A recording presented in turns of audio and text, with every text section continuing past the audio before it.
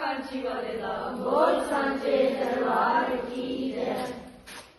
संतां के कारज आप करोया, संतां के कारज आप करोया।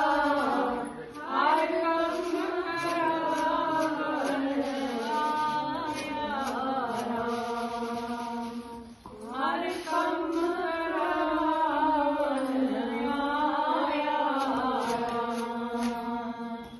तरत सुहावी ताल सुहावा, तरत सुहावी ताल सुहावा।